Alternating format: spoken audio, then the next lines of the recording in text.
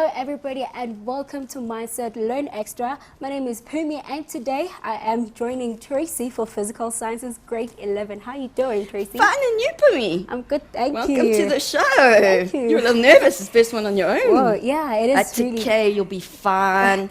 I'll use and abuse you, it's great. Oh, great stuff. All right then, guys, do remember that all what you have to do in order for you to interact with us on the show is just to like us on Facebook, ask as many questions as you can, and do remember that you can always post your random acts of fun. Yes, acts of kindness, I beg your pardon. Remember that you can always win the Simba Cheetahs. Very interesting, guys. There is the pack. You can always check it out there. It is very interesting. All what you have to do is just to stick around with us right up until the end of today's show. Brilliant. I wouldn't mind those. So if you guys don't want to post it on Facebook, I'll just take them home. Yeah. No, actually, that's bad. Would need to go to gym for 15 million hours. Anyway, so, guys, what we're doing today is we are looking at Newton's law of universal gravitation. This is his fourth law. This is actually quite an interesting law because it's one of those laws that you go, okay, why is it called universal? Because it's the only law, well, I wouldn't say it's the only law, but it's true anywhere in the universe. So whether you go to the moon, or you go to Mars, or you go to Jupiter, or you go to another galaxy, Newton's law of gravitation is there and is around, okay? So what we're going to do today is we're going to look at several things. We are going to describe, well, I'm going to describe and try and explain Newton's law of gravitation to you. I'm then going to demonstrate something to you, which I'm very excited, and Pumi's going to help me. She just doesn't know yet. Yeah. So anyway, that gravity or the acceleration due to gravity is independent of mass. Now, I know this is something we really struggle with because in your heads you go, no, mass has to play a role. It doesn't. Air resistance does. So we're going to talk about that in a little while, and then we're going to solve some problems involving Newton's laws. There will be some explanation when it comes to your calculations and that sort of thing in Newton's law of gravitation, but really a lot of this is going to be a little bit of explanation. They're proportion questions. So what happens if you double a mass and half a force and all sorts of things, and then we all know things get a little hairy because the maths gets a little hairy. So let's just go right to the beginning. So we start with the most basic concept, which is all objects are attracted to the Earth, irrespective of their shape, size, or mass. You all know, okay, if I have to, and I'll catch it though, when I have my pen and I drop it, it drops, okay? It doesn't miraculously hang in the air, and it doesn't miraculously go up all by itself. You know it's going to fall. If I throw it up, which I won't do either because the person who looks after the TVs will hurt me, okay, and I don't want to do that because he's a big man. But if I have to throw it up, the pen will go up for a little bit, and then eventually it falls down. We all know that, okay? And if your name's Tracy, you know you fall down quite often as well because I'm quite a klutz. Yeah. So, you know, I fall off stairs, and we all know we fall. It's one of those things. We understand that. Yeah. But what does that mean? That means there is a force of attraction between the Earth, okay? So that's where we're starting with. Starting point is the Earth and any object. But there's an important fact here, that there isn't just an attraction between the Earth and any object, but actually there is a force of attraction between any objects. It doesn't matter. It doesn't have to be between the Earth and the object. That's there. We experience that force of attraction because the Earth is so big. Okay? So the force that the Earth pulls on us is really big. So we experience it more. But even that annoying boy in the class who sits next to you, who, when you sit in your science lesson, instead of listening to a teacher, all you're thinking is, I just want to slap him, which you can't do.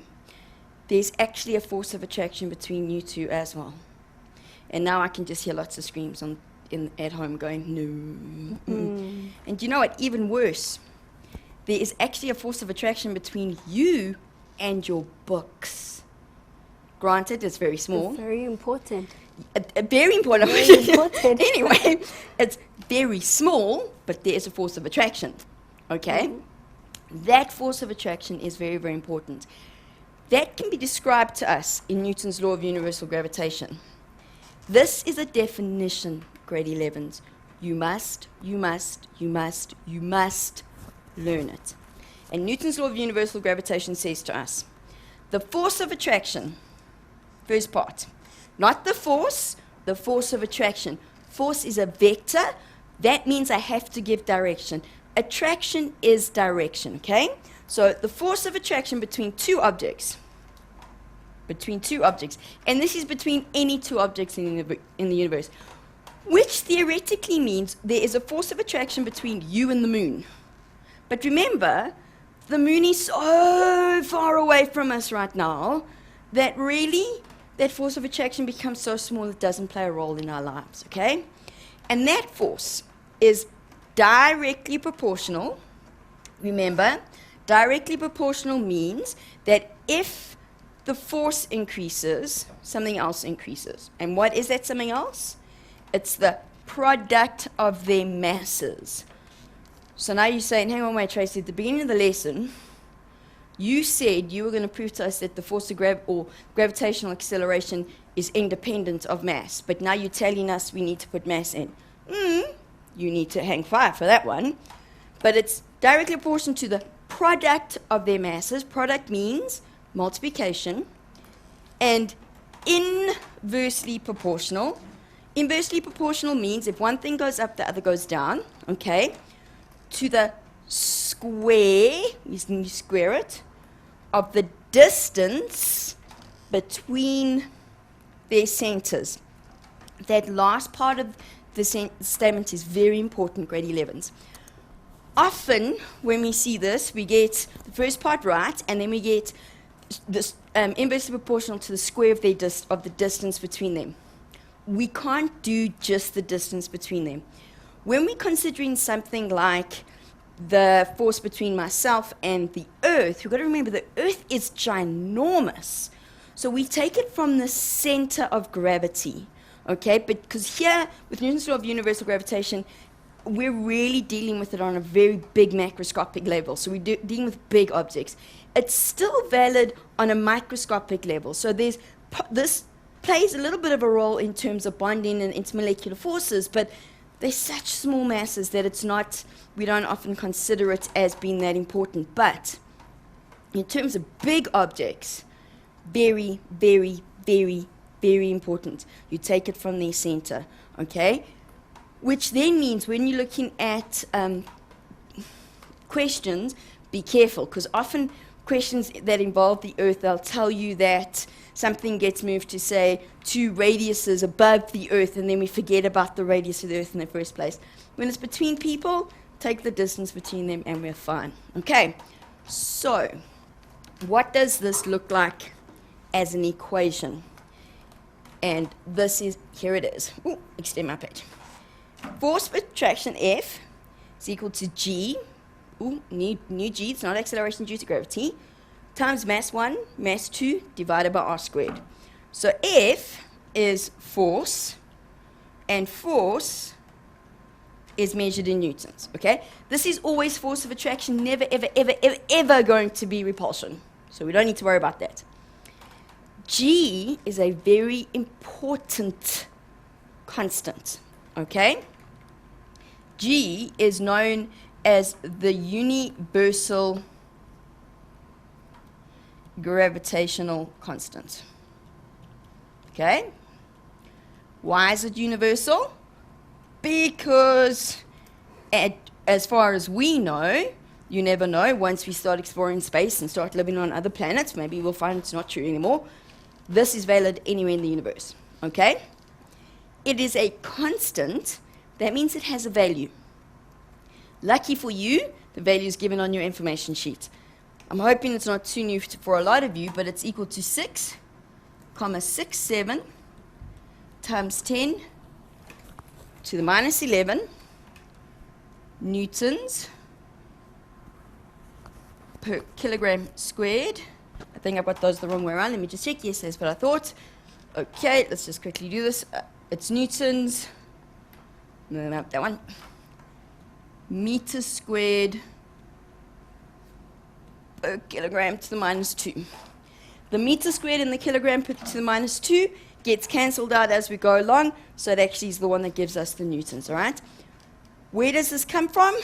Lots and lots and lots and lots of experimentation, okay? Lots of experimentation. And in fact, I just wanted to show you something. And I have to thank John for this, but Bill Bryson, he's one of those wonderful writers who writes all sorts of things, and he wrote a book called A Short History of Nearly Everything. Okay, it's one of those books where you read it and then forget everything, but he's just amazing at what he wrote. And basically, he's looking at the history of the world and scientific experiments and thought and things that have changed. And of course, everyone wanted to prove Newton's laws, and comes to Newton's law of universal gravitation. And then along came some, I think they might have been Spanish. I can never tell. I'm really bad with names, so I'm going to butcher some names right now. And these scientists came along, and it says here, they worked for a decade, 10 years, on trying to work something out, and then somebody else beat them to it. Whoa. That's just got to be upsetting. That would do it for me. But moving on. Anyway, now, what Newton conjectured, in other words, what he said could happen, and these guys actually set out to prove it, was this. He said in his books that if a plumb line, which is just a line that we hang similar to a pendulum that tells us whether something's straight, and they conjectured that if it was hung near a mountain, okay, that it would incline. In other words, it would bend slightly towards the mountain. Mountain's got a big mass, okay? And it's affected by the mountain's gravitational mass as well as the Earth's. That's just freaky if you think about it, okay? So, if they measured, and they said, if you measured the deflection accurately and worked out the mass of the mountain, you could calculate the universal gravitational constant. That is phenomenal. That just actually blows my mind, okay? They did this all over the world, by the way, and they went around the world trying to find great mountains to do it with, because they also realized the shape of the mountain, whether it was regular or square or that sort of thing. They even came down to South Africa to use Table Mountain for a while, just to see, because we know we love our square mountain, okay? But they realized somebody else beat them to the answer on that one. That's a bit scary. That would just kill me. Anyway, moving on. So, not only did Newton prove this through experimentation and extremely complicated maths for his time, it's been proven in the last couple of centuries, in the last century, which is amazing for me. M stands for mass. Mass must be measured in kilograms, and R is the distance between their centers, which means it's got to be in meters. So how do we use this? Let's quickly tackle a question, and then we'll take a break. Very typical type question that you could get.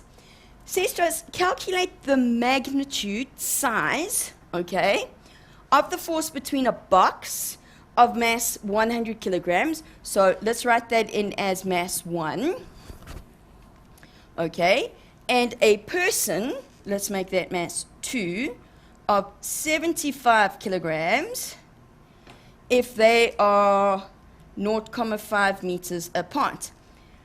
Grade 11s, you have to make the assumption that because they didn't say between their centers, that's what they mean.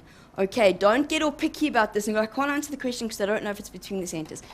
Just make that assumption. The only time it becomes incredibly critical that it's between the centers is really when we're looking at planets and big objects. This, we assume it's between their centers, okay? What is that? This is actually not bad because now we have to calculate the force. So all we need to do is substitute it in.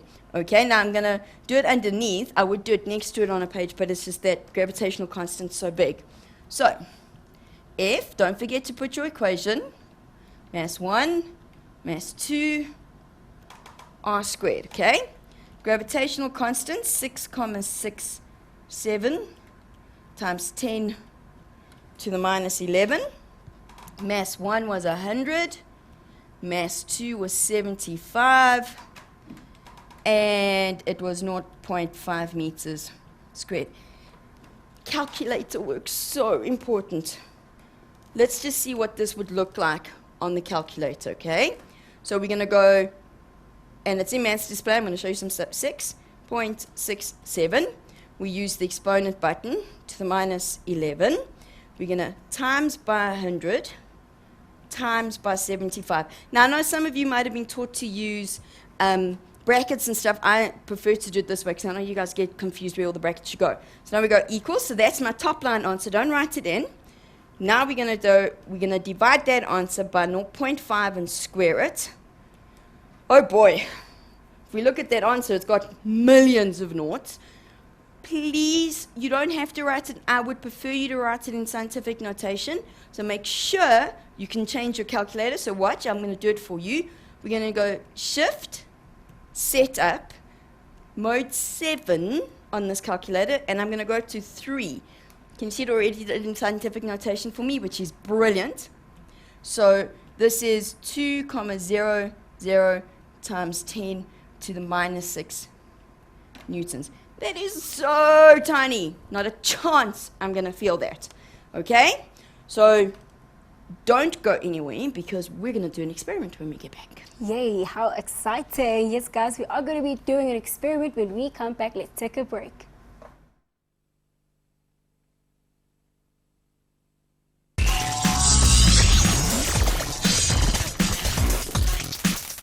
Welcome back, guys, from an ad break. I hope that you have a glass of water with you. And yes, this is going to be my favorite part of the show because we are definitely going to be doing an experiment with Tracy.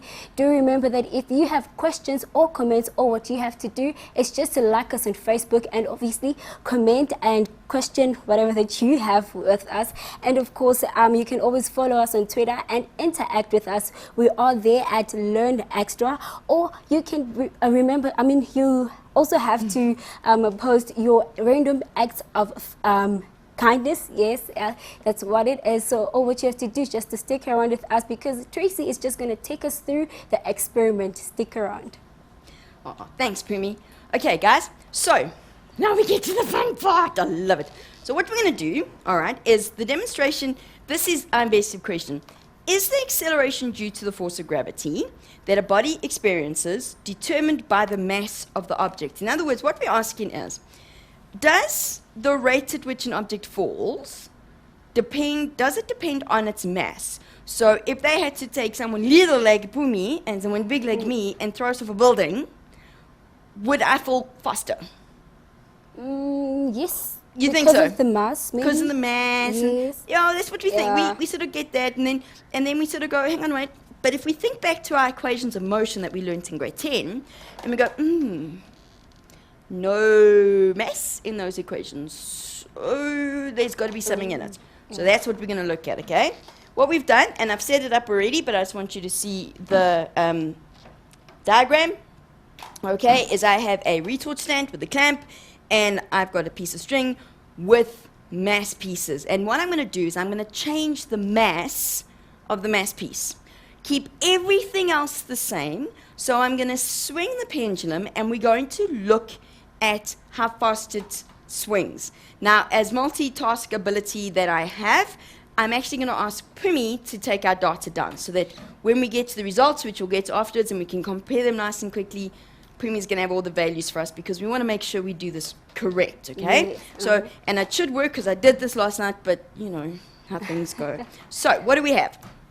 As I said just now, we have our retort stand, and it's in my way, but it's okay, with my mass pieces. What's very important here, though, grade 11s, is that I can't take I could use any shape mass piece as long as when I'm changing the mass piece, I keep the shape the same, okay? So I can't go and, at the moment I've got 3 little mass pieces on this, it's got 30 grams. I can't change this for a 50-gram big mass piece that says the shape of my pen. What changes then is the surface area, and surface area most definitely plays a role, okay? You've looked at Newton's laws, you know that there's things like air resistance and friction, that becomes a problem. Obviously, this experiment is going to have some flaws in it, but it's actually a really good one. Important with any experiment, grade 11s, is we keep our controls. Our controlled variables are going to be the height from which I swing the pendulum, number one. Number two, it's going to be how many times I let it swing when I take the time. Okay, so those are important controls. The things, my independent variable, the thing I'm going to change is the mass, okay? And I have lots of mass pieces. Don't worry, we're not going to use all of them because I don't need to. So I'm going to keep another control, I'm going to keep the type of mass piece the same, but I'm going to change the number of mass pieces, which means I'm changing the mass. The dependent variable is what I measure. Now that's going to be unusual because in this one we're measuring time, and we're going to use the time as an indication of acceleration. A lot of the time, grade 11s in your experiments, time will be your independent variable, not for this one. So what we have here is I have my stopwatch, okay, and it's a nice big one because, you know, we're getting old, and I'm just going to leave this here as my marker, so my ruler is going to serve as my indication for my height, okay? So I'm going to drop. There we go. Can you see it's that's the height I'm going to go from every single time. So there's the height. Hopefully I haven't changed it. Also, when I just want to show you, this is going to drop. I'm only going to start timing when it reaches here. Okay, that's where I'm going to start timing. Then we're going to let it go to the side. It's going to come back here. It's gonna drop height a little bit, and then that's one swing. And I'm gonna measure it 5 times, because after 5 times it starts to get a little fast. Well, it's harder to see. You can't just measure the first swing, because it's so quick. And remember, one of the things for experimental error is gonna be my reaction time on getting the stopwatch to work. And I'm using my tablet before the stopwatch because a handheld stopwatch is actually quite difficult, and just it gets, I'm seriously testing my ambidexterity. I think that's the word. It's the reason why I don't teach you guys English, eh? That's why you have specialist English teachers. In fact, my children at school laugh at me all the time. I've agreed, I will teach them science, they can teach me English. So, all right, are we ready? Okay, now I do need to just be here because I need to see when it gets to the middle. So let's go. So, and it starts and it went, so that's 2, 3, 4, 5. Oh, okay. So for me, yes, that first reading is 6.7 seconds. 6.7 seconds. 6.7 seconds, okay? Okay. Let's increase the mass. Now we're going to make it 50 grams. So putting 5 mass pieces on, okay? So we're going to put 5 mass pieces on. And now the theory is, if acceleration due to gravity is determined by mass, and now it's heavier, this should take quicker to do the same thing because it should accelerate faster, okay? So we're going to keep it at the same height. Okay, there we go. I'm going to try let it go so that it goes straight, but there's no guarantee. All right, are we ready? I need to be here. Sure, can you imagine what it's like doing experiments in my class? Okay, and there we go. And it's gone skew. So that's 2, 3, 4, 5. And guess what? Did it decrease? No, it's 6.7 seconds. Oh. I kid you, I would show you, but I pressed the laptop. I promise you it's 6.7. Wow, so it's the same as the first one? Same one. Whoa. Okay. Now that could have been a little bit of an oopsie maybe. Maybe. So let's do it again. Okay. But now we're gonna increase the mass again. So let's go to, now I had 5, so now I put another 2, so that makes it 7. Okay. So this is trial number 3. Number 3. Okay. So now we have 70 grams. Now this really should be, if we're gonna get to the right one. So there we go. Okay. We're gonna reset, and let's go from here. Okay, and 1, 2, 3, 4, 5. Okay, ooh, that one was 7.6. 7.6 seconds. Okay. Oh, that's because I can't count. We have a wonderful director. Whoa. She just told me it swung 6 times. I hope you guys picked that up. Apparently I can't count. Thank you, Belinda. All right, so Okay. now, you know what? That's great because at least we know what the error was. Yeah. But if this happens, because of course it has happened, we luckily got told straight away exactly what I did wrong, which is great. But if you do an experiment like this and then you put more in, and now you get the next one, say, to be 6.7, 6.8, 6.9, and you go, but now why was that one so far out? It's experimental error. The best thing, if you can, if you have time, is to go redo that one. Okay, go do it again, and maybe you get it, there's something Yes. about it that makes a difference. Then you start to look at it, okay? Oh, stop. Then you start to look at it, and then you start to discuss why that 1 point doesn't lie on your graph that you draw, or doesn't quite match up all the things you were saying. So it happens, okay? You all do that. I mean, that was, Yes. neither of us actually noticed. Apparently, I can't count to 5. Anyway, 5's a big number for some of us. But thank you, Belinda. That's why we have directors. Okay, so should we try that again? Yes, let's do it. Okay, let's make sure I get 5 this time, hey? And here we go. 1, 2, 3, 4, 5. There we I think, no, that was 6 again, Whoa. apparently. Wow. Because I got 7.8 that time. Oh. Wow! Okay, I'm really struggling with this So counting are we thing. starting it over again? Or? Let's try this one once more. If I Okay. can't count to 5 this time, then you know what? Seriously, we're moving on. But this is live television and live experiments. We forgive you. Mistakes do happen. I am human. Don't tell anyone, especially not the kids I teach. Okay, let's try again. Okay. Ooh, and I started in the... I didn't start Okay. that. You know what? Leave that one at 7.8. I'm going to add 2 more. Let's see if it works if I use 9. Okay. We'll come back to the 7. Because we do have time constraints, unfortunately. Okay, so here we go. It's at the right height. And 1, 2, 3, 4, 5. Ha! No, that was 6 again. Whoa.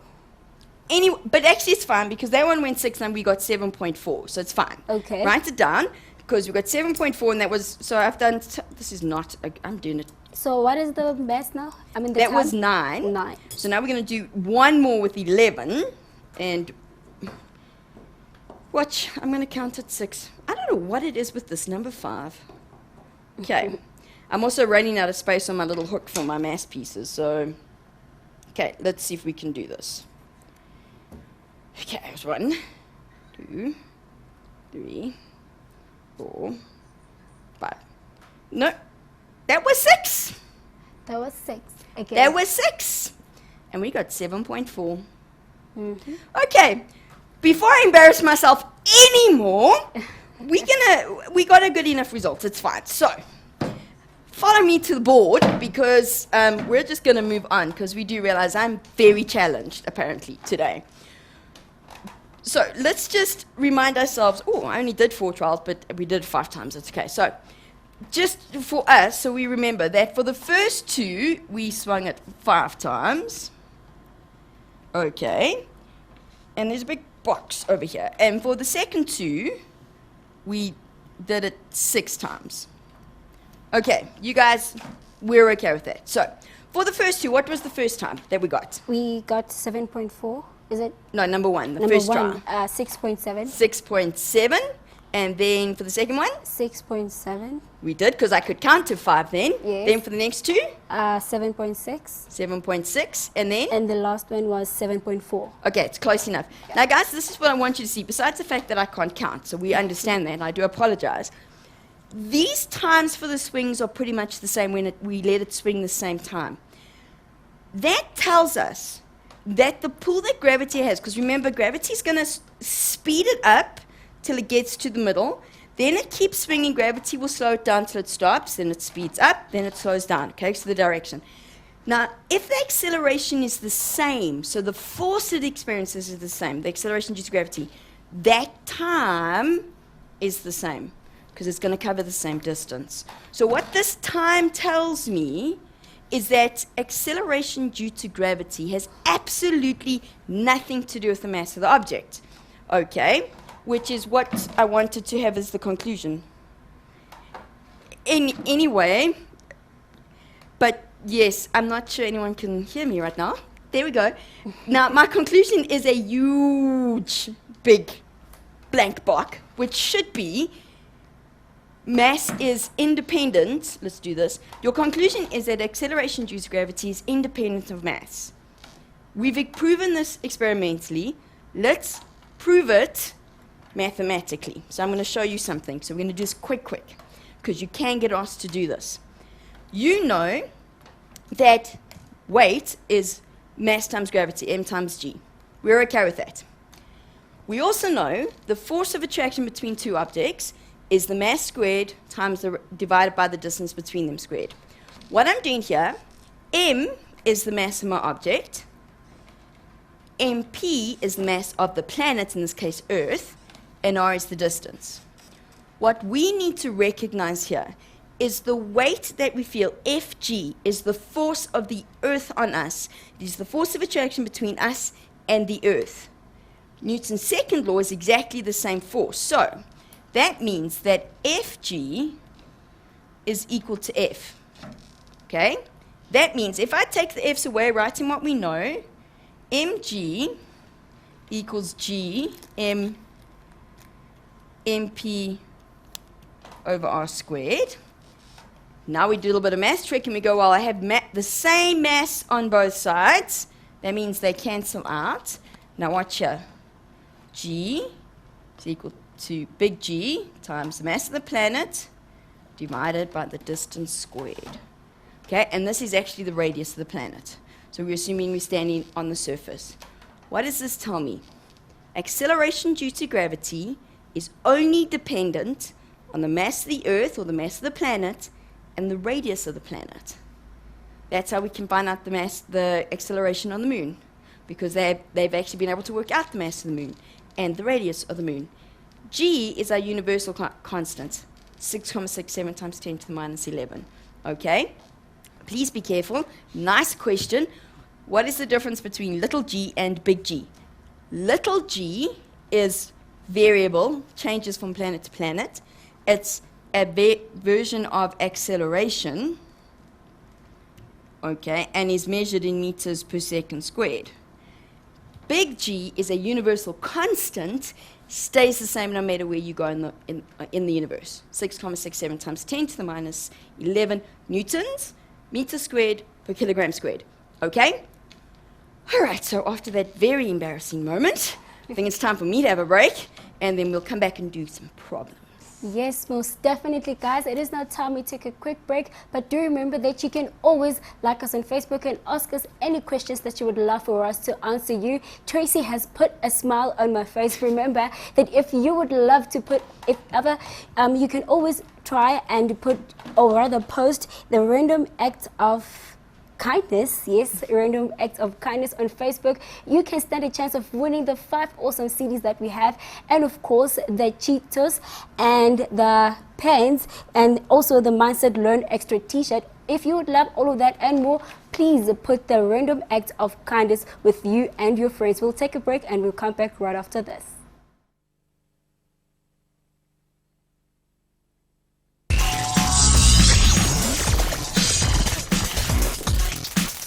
And welcome back, guys, from an ad break. We're all still with Tracy doing Newton's law of gravitational acceleration. Very interesting show indeed. Please do post your questions on Facebook. It is facebook.com/learn extra, or interact with us on Twitter. It is Learn Extra. Would love to have all of your questions, because we are prepared to answer all of your questions, because Tracy is with us taking us through this interesting topic for the day.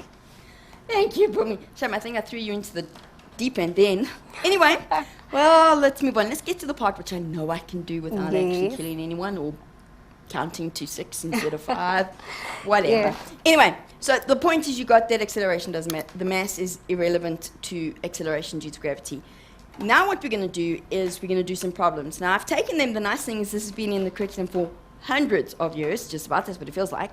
So if you can actually get hold of old question papers from 10, 12 years ago, nice Newton laws questions, nice Newton's laws of gravitation questions, such a good place to find practice questions, okay? So I've actually taken the question papers from 2001 and 1999, okay? Some of you hopefully were born then if you were in grade 12, if you're in grade 11 already. And what we're going to do is I'm going to show you how to do a couple of questions which we call proportion questions. And these ones can, and ratio questions, these ones can get a little hairy. So I do it in a slightly different way because we need to make sure that you get the marks for a question like this. Often they're multiple choice and they start to do all sorts of weird and wonderful things and you look at them and you go, but there are no numbers. That's okay. Let's look at the first question. It says, the distance between two similar mass pieces, so they're saying to us right at the beginning, is that the masses are the same, or thereabouts, is r. So the distance is r, and the magnitude of the force they exert on each other is F. I'm going to do this in yellow. So in other words, their force between them is F, is G, mass 1, mass 2, over r squared. Now, I don't know mass 1 and I don't know mass 2, but that doesn't matter. We're going to see now what they're wanting. And I'm going to change pen so it's a little bit easier. If the distance, so if r is halved, so they're saying to me I'm now going to use half of r, and the mass of both objects, both of their masses, is also halved. So in other words, I have 0.5 of the first mass and I have 0.5 of the second mass. What is the magnitude of the force they now exert on each other? They want this in terms of the original force. So what they're asking you is, by halving the distance and their masses, what have we done? Have we doubled the force? Have we tripled the force? Have we halved the force? What have we done? How does the force change? This is where we've got to be careful. Your teachers, and there's nothing wrong with it, perfectly fine, might teach you to do this with a proportion, okay? Go, well, force is directly proportional to mass. It can just get a little complicated. So what I want to show you is a little bit of a trick where you look for something you know. That's my trick. So watch what we're going to do. My new force is G, okay, times my new mass, which is half of the original one, times my other new mass, divided by my new distance squared. Stay with me. Now we go, okay, let's put all the constants, the numbers, together. So we're going to go, we're going to put all the variables on one side of the fraction. We're going to put all the constants together. So we're going to go, okay, this is 0.5 times 0.5, which is 0.25. Because remember, this is multiplication. It can be in any order. It doesn't make a difference. G, M1, M2. Now, it's 0.5 r squared, so 0.5 is also squared, and 0.5 squared is 0.25 r squared. Now we work out what the numbers would give us if we just had them, and this one's actually quite nice because we've got 0.5 divided by 0.25 divided by 0.25, which is 1. Okay, so we have 1 times G M1 M2 over r squared. Now I'm hoping someone is looking at this going, oh wait, Tracy, I see it. Actually, maybe I do want to move this aside. Watch here. Doesn't G1, and isn't that G M1 M2 over r squared what I've got over here? So doesn't that mean that actually the force is the same? That my new force, because I've got this, board doesn't like 2 instructions at once. I have that being the same over there.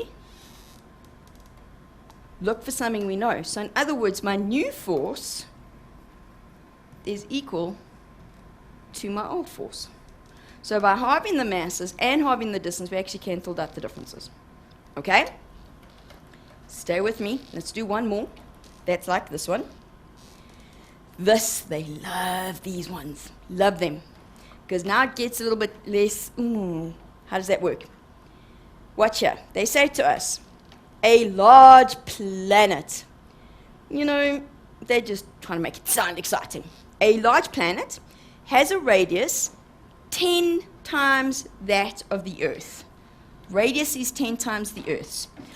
So the radius of my planet is 10 times the radius of the Earth, which I'm going to call RE so I can remember it.